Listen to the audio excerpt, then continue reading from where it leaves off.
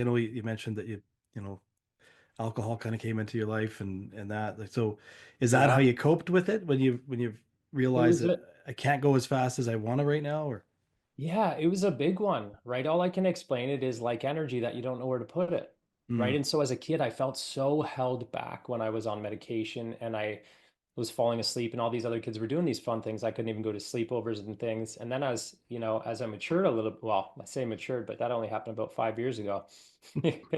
right. Um, but as you say, in that age when we get a bit older, yeah, alcohol became a really big thing because that energy was there and I didn't know where to put it. And so to feel something, it was leaning into um, numbing now, right? Now that I know what that is. But at the time, it's excitement because Yeah. when we dove into alcohol, adventures unfolded. We didn't know what was going to happen. And were you like, was there certain things you were saying to yourself when you were having to slow things down that were keeping you in that state?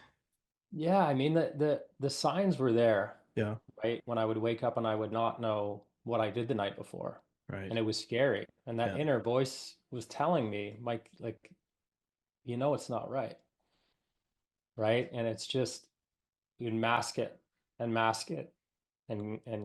not listen, unfortunately. And that's where it led to later in my life as it continued, after a couple injuries in the athletic career. And then once that died down, I went into the corporate world and I did the same thing again. I chased sales targets um, until I was burnt out because I found somewhere else exciting to go. And that was now making money and now working, and So and what do you think was causing you to not listen to that voice that was telling you that mm, this isn't good to be doing that? Like, I mean, it was my ego, yeah, 100%, yeah, right? It was keeping me in a place that it knew and that was safe because anything else admitting what I was doing was wrong was first to take accountability for that was terrifying.